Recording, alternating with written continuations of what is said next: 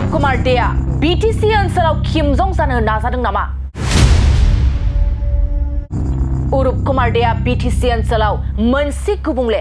गोजोन गैयै थासारि लाबोनो थाखायसो गसंदों नामा?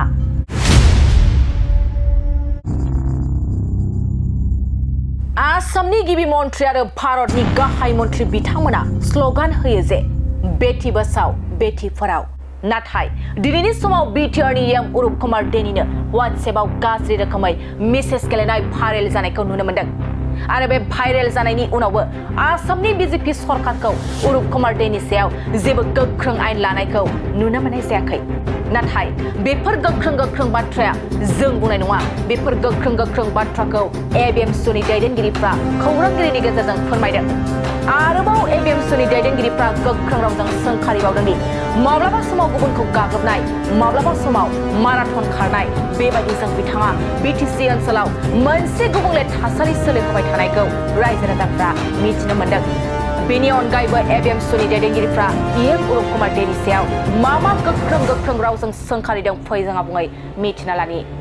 সমগ্ৰ ঘটনা আপোনালোকে ইতিমধ্যে গম পাইছে আৰু আজিৰ দিনত বিটিআৰৰ এম অरूপ কুমাৰ ডাঙৰীয়াৰ নেতৃত্বত বা অरूপ কুমাৰ ডাঙৰীয়াৰ পৰা যে এতিয়ালৈকে মানে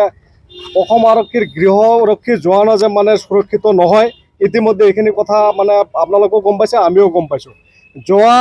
10 তাৰিখে ৰাতি 11টা বজাত আৰু ৰাতি 1টা বজাত অरूপ কুমাৰৰ নেতৃত্বত অरूপ কুমাৰৰ মানে এনি টাইম মানে শোৱে থকা তেখেতৰ গৃহৰক্ষী মানে জোৱানৰ দ্বাৰাই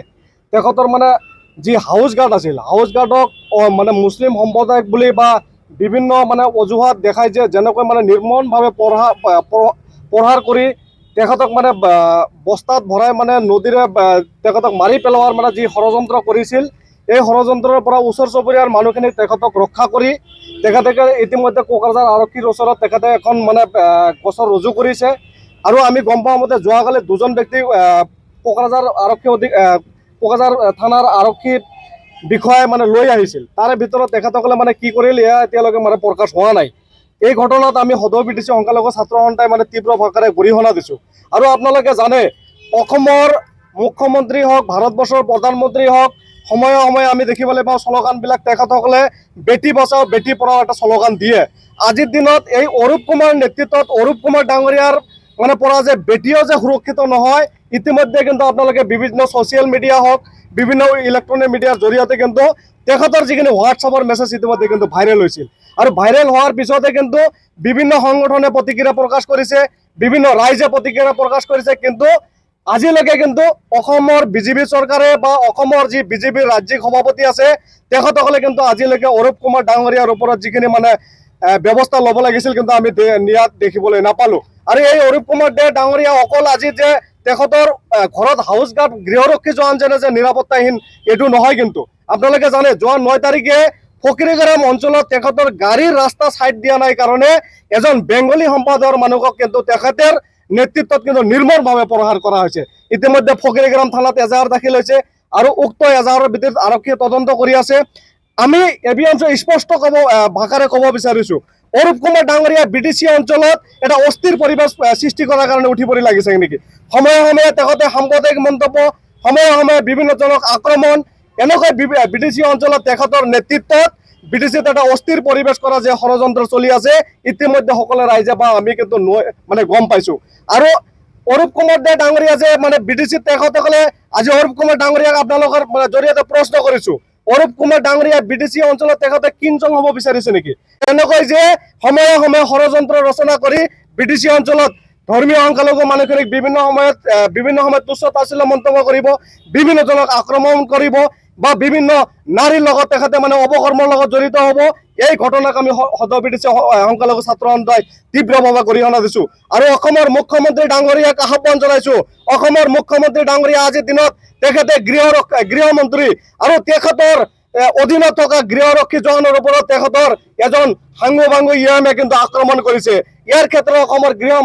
গৃহমন্ত্ৰী ডাঙৰীয়া কেনেকুৱা পদক্ষেপ লয় এয়া কিন্তু লক্ষণীয় হ'ব। আৰু কোকৰাঝাৰ আৰক্ষী অধীক্ষকক আহ্বান জনাইছোঁ, এই অरूপ কুমাৰ ডাঙৰীয়াই বিভিন্ন সময়ত কোকৰাঝাৰ জিলাত গোটেই বিটিচিত এটা সাম্প্ৰদায়িক সংঘৰ্ষ লগাৰ কাৰণে সময়ে সময়ে যি ষড়যন্ত্ৰ ৰচি আছে তেখেতে আজিৰ দিনত কোকৰাঝাৰ আৰক্ষী অধীক্ষকক আমি প্ৰশ্ন কৰিছো তেখেতৰ আৰক্ষী আজিৰ দিনত অৰূপ কুমাৰ ডাঙৰীয়াৰ মানে ঘৰত সুৰক্ষিত নহয় ইয়াৰ কাৰণে কোকৰাঝাৰ আৰক্ষীয়ে কি পদক্ষেপ কৰিব ইয়াৰ কাৰণে অতি সোনকালে ইয়াৰ ওপৰত এটা তদন্ত কৰি ফকিৰেগেৰামৰ ঘটনা আৰু এই কোকৰাঝাৰৰ যি তেখেতৰ যিটো গৃহত যি ঘটনা ইয়াৰ ওপৰত উচিত এটা তদন্ত কৰি অতি সোনকালে অৰূপ কুমাৰ ডাঙৰীয়াক আমি গ্ৰেপ্তাৰ কৰাৰ দাবী জনাইছো নহলে অন্যথাই কিন্তু অনাগত দিনত অৰূপ কুমাৰ এগেষ্টত তথা এই অৰূপ কুমাৰ ডাঙৰীয়াৰ যে নেতৃত্বত বিভিন্ন সময়ত বিভিন্ন গোষ্ঠী সংঘৰ্ষ লগাৰ যি পৰিকল্পনা চলি আছে ইয়াৰ বিৰুদ্ধে কিন্তু আমি এবিএমচি ৰাজপথত আহিবলৈ কিন্তু বাধ্য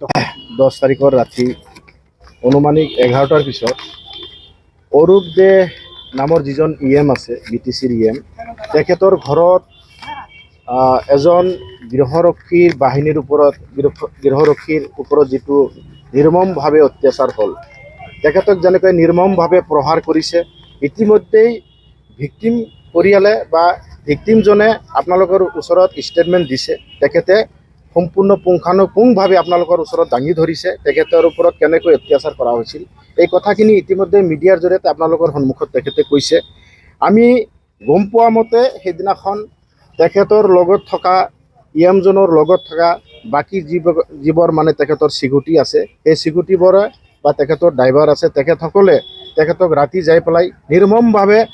মাৰপিট কৰিছে তেখেতক মাৰি পেলোৱাৰ এটা মানে ষড়যন্ত্ৰ কৰিছে বুলি ইতিমধ্যেই আপোনালোকৰ মিডিয়াৰ জৰিয়তে সেই ব্যক্তিজনে ইতিমধ্যে প্ৰকাশ কৰি গৈছে আমি এনেকুৱা ঘটনা বিটিচি অঞ্চলত বা বিটিচিৰ কোনোবা ইএম বা এমচিএলৰ ঘৰত প্ৰথম হ'বলৈ দেখা পালোঁ এনেকৈ আগত কেতিয়াও হোৱা নাছিল আমি এইটো ডাঠিকৈ ক'ব পাৰোঁ যে বিটিচি অঞ্চলৰ যিকোনো এমএলএ হওক কোনোবা মন্ত্ৰী হওক ইএম এমচিএলএ হওক কাৰোবাৰ ঘৰত মানে নিৰাপত্তাৰক্ষীৰ মানুহ ওপৰত এনেকুৱা কোনো ধৰণৰ অত্যাচাৰ হোৱা নাছিল আজি আমি প্ৰথম শুনিবলৈ পালোঁ বা দেখিবলৈ পালোঁ তো এনেকুৱা ঘটনা এজন ইএমৰ ঘৰত হোৱাটো একেবাৰে সম্পূৰ্ণ দুৰ্ভাগ্যজনক আমি এবিএমচি তীব্ৰ ভাষাৰে গৰিহণা দিছোঁ আৰু অকল এইটো ঘটনা নহয় এটাৰ পিছত এটা ঘটনা তেখেতৰ জৰিয়তে হৈয়ে আছে বিটিচি অঞ্চলত বিভিন্নজনে ইতিমধ্যে এজাহাৰ দি আছে বিভিন্নজনে বিভিন্ন ধৰণৰ অভিযোগ প্ৰশাসন বিভাগক দি আছে জিলা প্ৰশাসনে গোটেইখিনি বস্তু জনাৰ পিছতে কোনো ধৰণৰ ব্যৱস্থা নলোৱাৰ কাৰণে কিন্তু এইবিলাক ঘটনা তেখেতে সংগঠিত কৰিবলৈ সাহস পাইছে গতিকে আমি এবিএমচিয়ে স্পষ্টকৈ ক'ব বিচাৰিছোঁ যে বিটিচি অঞ্চলখন কোনোবাই যদি ভাবে যে মোৰ মানে ব্যক্তিগত সম্পত্তি পৈতৃক সম্পত্তি তেনেহ'লে তেখেতে ভুল ভাবিছে এনেকৈ এজন গৃহৰক্ষী বাহিনী যদি সুৰক্ষিত নহয় তেনেহ'লে সাধাৰণ পাব্লিক কেনেকৈ সুৰক্ষিত থাকিব গতিকে কোকৰাঝাৰ জিলাৰ আৰক্ষী অধীক্ষক কোকৰাঝাৰ জিলাৰ প্ৰশাসনিক বিষয়াসকলক আমি আহ্বান জনাইছোঁ এই ঘটনাৰ উচিত তদন্ত হ'ব লাগে যিসকল এই ঘটনাৰ লগত জড়িত আছে তেখেতক যিসকলে মাৰপিট কৰিলে এই মাৰপিট কৰা ব্যক্তিসকলক যাতে কোনো পৰ্যায় মানে তেখেতসকলে ৰেহাই নিদিয়ে যাতে তেখেতসকলে হাৰি যাব নোৱাৰে তাৰ কাৰণে বিহিত ব্যৱস্থা ল'ব লাগিব নহ'লে কিন্তু এবিএমচি হাতাপতি বহি নাথাকি স্পষ্ট কথা কৈছোঁ ইয়াৰ কাৰণে কিন্তু আমি কিন্তু আন্দোলনৰ কাৰণে প্ৰস্তুতি হৈছোঁ কাৰণ তেখেতে এজন মুছলমান সম্প্ৰদায়ৰ ব্যক্তি হোৱাৰ কাৰণে তেখেতৰ ঘৰত এনেকৈ অত্যাচাৰ হ'ল নেকি